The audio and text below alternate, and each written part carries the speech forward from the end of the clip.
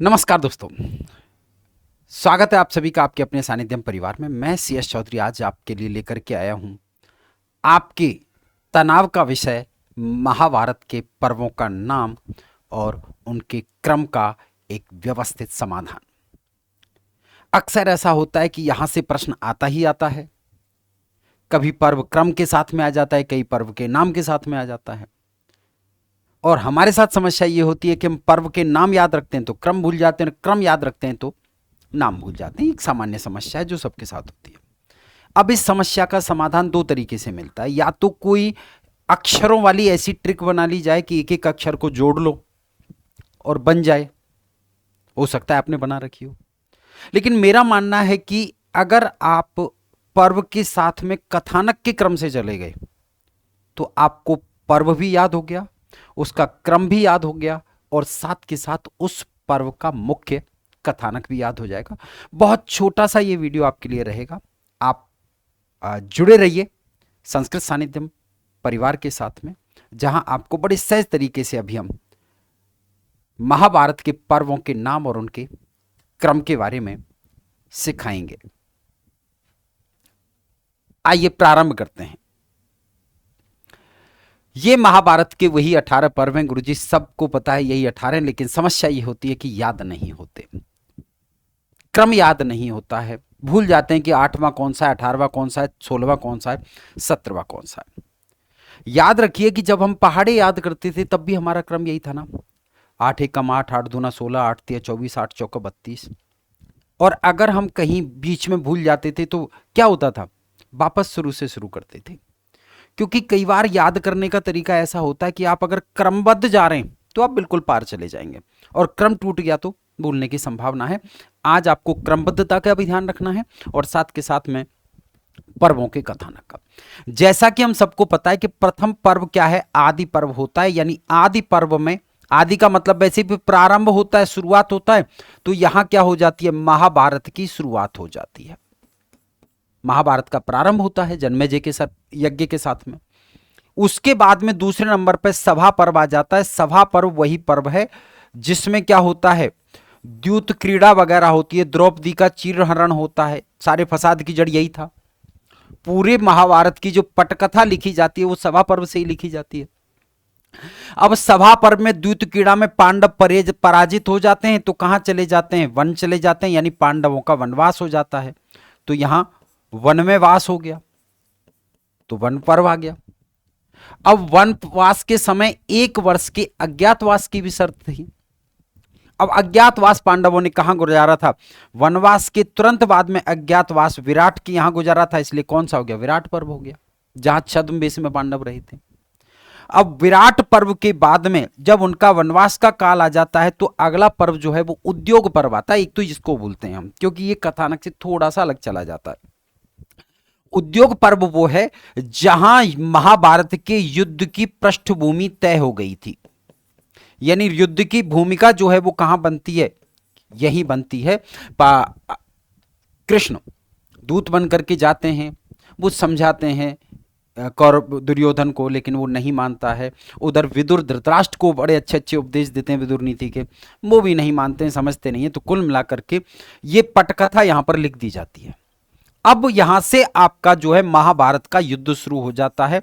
और यहां आपको सिर्फ और सिर्फ क्या ध्यान रखना है कि ये सेनापतियों का क्रम है। अगले जो 4 पर्व हैं वो सेनापतियों के क्रम से हैं। या 2 चीजें आपको याद हो जाती हैं, पर्वों का नाम याद हो गया और साथ के साथ में सेनापतियों का क्रम भी याद हो जाता है। तो सबसे पहले प्रथम सेनापति भीष्म बने। तो इसका मतलब आपका क्या हो गया, इसका मतलब यहां पर आपका भीष्म पर्व हो गया। भगवत गीता आदि इसी में है। महाभारत के युद्ध का प्रारंभ यहीं से हुआ। अब भीष्म की मृत्यु के बाद में कौन आ गए, द्रोण सेनापति आ गए। तो फिर द्रोण के नाम से पर्व का नाम क्या हो गया, द्रोण पर्व हो गया। अब द्रोण की भी मृत्यु हो जाती है तो फिर अगला सेनापति किसको बनाया जाता है, कर्ण को बनाया जाता है। जब कर्ण सेनापति बनते हैं तो इस पर्व का नाम क्या हो गया, कर्ण पर्व हो गया। कर्ण की भी मृत्यु होती है और कर्ण की मृत्यु के बाद में शल्य को सेनापति बनाया जाता है तो फिर शल्य पर्व नाम हो गया, जिसमें युधिष्ठिर दुर्योधन का हृदय प्रवेश आदि होता है। तो इस तरीके से ये सेनापतियों के नाम से आ गए। अब आपको पता हो तो इसके बाद में यहां से जो है बहुत महत्वपूर्ण पार्ट शुरू होता है, क्योंकि गलती यहां से आगे होती है। तो आपको ध्यान रखना है कि सौप्तिक पर्व यानी कि पांडवों के सोते हुए पुत्रों की हत्या की गई थी। क्या सौप्तिक पर्व में क्या अश्वत्थामा के द्वारा सोते हुए पुत्रों की हत्या, तो यह शल्य पर्व के बाद हुआ। सोते हुए पत्रों की हत्या की गई तो सौप्तिक पर्व नाम दे दिया। अब जब किसी के बच्चों की हत्या होगी तो बताओ विलाप होगा कि नहीं होगा। यानी महाभारत में सारे योद्धा मारे गए और कुल मिलाकर के सोते हुए पुत्र भी मारे गए। तो क्रम बता रहा हूं आपको एक सामान्य प्रक्रिया के द्वारा कि जब सौप्तिक पर्व में सोते हुए पुत्रों की हत्या हुई तो स्त्रियों का विलाप हो गया, स्त्री पर्व हो गया, स्त्री विलाप आ गया। आप इसको इस रूप में याद रखते चले जाइए, स्त्री विलाप हुआ और स्त्री विलाप पर पहुंच गए यानी 11वां पर्व आ गया। वैसे भी आम समाज में जब किसी की मृत्यु हो जाती है तो 11 दिन तक ही रोने आदि का जो कार्य है वो चलता है, विलाप आदि का। 12वें दिन तो शांति हो जाती है क्योंकि उसका 12वां कर दिया जाता है। तो कुल मिलाकर के 12वां जो पर्व है वहां पर क्या हो जाती है, शांति आ जाती है, यानी शांति पर्व आ जाता है। आप यूं याद रखिए कि सौप्तिक पर्व में ये 10 आपको याद हो जाएंगे कथानक के अनुसार।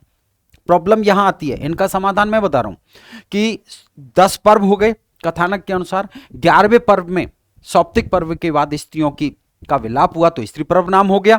उसके बाद में मन शांत हो जाता है। जब हम जोर से कोई भी हमारे अंदर की पीड़ा हो रो लेते हैं तो मन को शांति प्राप्त हो जाती है, तो शांति आ गई। अब शांति आई तो शांति के बाद में अनुशासन आ गया, यानी कि धर्मशास्त्रीय उपदेश है इसमें। लेकिन हम क्या से रखेंगे कि भाई रोए तो विलाप किया तो स्त्रियों का विलाप स्त्री पर्व हो गया। उसके बाद में मन शांत हुआ तो शांति पर्व आ गया, और शांति में आ गए तो अनुशासन में आ गए। शांति में आ गए तो अनुशासन में आ गए, और अनुशासन के बाद में अश्वमेधिक पर्व आता है। अनुशासन यानी सब कुछ ऑल इज वेल, सब ठीक हो गया। अब क्या करना है, तो अश्वमेधिक पर्व में वैसे देखा जाए तो यहां पर युधिष्ठिर का अश्वमेध यज्ञ है, लेकिन आप इसको जोड़ेंगे 3 पर्वों के साथ में। मैं क्रम बता रहा हूं उस रूप में कि भाई अनुशासन में आया तो घोड़े पे बैठ करके कहां चले गए, आश्रम चले गए। अनुशासन आने के बाद में शांति प्राप्त हुई, शांति के बाद में अनुशासन आया, अनुशासन के बाद में घोड़े पर बैठ करके कहां चले गए, आश्रम में चले गए। कौन सा, यानी कि अश्वमेध यज्ञ के बाद में यहां पर धृतराष्ट्र, गांधारी, विदुर, कुंती आदि जो हैं वो आश्रम में निवास करने चले जाते हैं। लेकिन उसके बजाय हम याद यूं रख लेते हैं कि अनुशासन के बाद में घोड़े पे बैठ के कहां चले गए, आश्रम में जाकर रहने लगे। यानी इधर धृतराष्ट्र आदि आश्रम में चले गए। तो अब कहानी कहां आएगी, इन 3 पर्वों में। इसके बाद में मौसल पर्व हमें याद रखना चाहिए कि श्री कृष्ण की मृत्यु इसी में होती है। श्री कृष्ण की जो मृत्यु है वो इसी में होती है कि इधर महाभारत का काम पूरा हो गया कि जब आश्रम में पहुंच गए तो महाभारत उधर खत्म हो गई। अब क्या हुआ, श्री कृष्ण ने भी विदाई ले ली पृथ्वी से मौसल पर्व में, और श्री कृष्ण की विदाई ली तो उसके बाद में क्या हुआ, श्री कृष्ण के बाद में पांडवों ने भी महाप्रस्थान कर दिया, हिमालय पर की यात्रा हो गई। क्या हुआ, पांडवों का प्रस्थान यहां पर हो जाएगा। पांडवों ने स्वर्ग की ओर प्रस्थान कर दिया, और अंतिम पर्व में कहां पहुंच गए, पांडव स्वर्ग में पहुंच जाते हैं। अंतिम पर्व में पांडव क्या हो जाते हैं, स्वर्ग में पहुंच जाते हैं। तो इस क्रम से आप याद रखेंगे तो आप इन पर्वों को न क्रम भूलेंगे, ना आप इनका मूल कथानक भूलेंगे, और ना इनकी नाम भूलेंगे, कुछ भी नहीं भूलने वाले हैं। आपको ध्यान हो जाएगा। फिर से बता रहा हूं कि आदि पर्व के साथ में महाभारत का प्रारंभ होता है, सभा पर्व के साथ में, सभा पर्व क्योंकि द्यूत क्रीड़ा है, सभा पर्व में होती है। उसके बाद में पांडव हारते हैं तो वन में जाते हैं, वन पर्व हो गया। वन के बाद में 1 वर्ष का अज्ञातवास हुआ तो विराट पर्व में चले गए। विराट के बाद में वापस लौटे, अपना हक मांगा तो उद्योग पर्व, और कौरव ने नहीं दिया, यानी दुर्योधन ने नहीं दिया, तो महाभारत की पृष्ठभूमि उद्योग पर्व में तय हो गई। और उसके बाद में भीष्म पर्व से महाभारत का युद्ध हो गया। पहले पर्व में भीष्म सेनापति बने, यानी पहले सेनापति भीष्म बने, भीष्म पर्व छठा हो गया। फिर उसके बाद में द्रोण सेनापति बने तो द्रोण पर्व हो गया। उसके बाद में कर्ण सेनापति बने तो कर्ण पर्व हो गया। उसके बाद में शल्य पर्व सेनापति बने तो शल्य पर्व हो गया। फिर अश्वत्थामा ने शल्य पर्व के बाद में सोते हुए पुत्रों को मार दिया तो सौप्तिक नाम आया। अब पुत्रों को मारा तो स्त्रियों का विलाप आ गया, तो स्त्री पर्व आ गया, और स्त्री पर्व के बाद में रोने के बाद में शांति हो गई, तो शांति पर्व स्थापित हो गया। उसके बाद में अनुशासन आया, शांति में आ गए तो अनुशासन में आ गए, अनुशासन में आ गए तो घोड़े पे बैठ के आश्रम में चले गए। यही दो कंफ्यूज करने वाले जो पर्व है ना, वो ये दो हैं। ये इनको ध्यान रखना तीनों को ही, कि शांति के बाद अनुशासन आता है, अनुशासन के बाद में घोड़े पे, घोड़े यानी अश्व, वैसे तो अश्वमेध यज्ञ पे कह चुका हूं, घोड़े पे बैठ के आश्रम में चले गए, यानी अश्वमेधिक और आश्रम वार्षिक हो गया। अब जब इधर धृतराष्ट्र चले गए, 16वें में भगवान कृष्ण ने विदा ले ली मौसल पर्व में, 17वें में महाप्रस्थान कर दिया कि इन्होंने, पांडवों ने, महाप्रस्थानिक पर्व हो गया, और अंत में कहां पहुंच गए, सारे के सारे स्वर्ग पहुंच जाते हैं। तो एक बड़ा सरल सा सहज सा तरीका ये आप लोगों के लिए था, जिससे आप महाभारत के पर्वों के नाम और उनका क्रम, साथ के साथ में थोड़ा सा कथानक भी याद रख सकते हैं।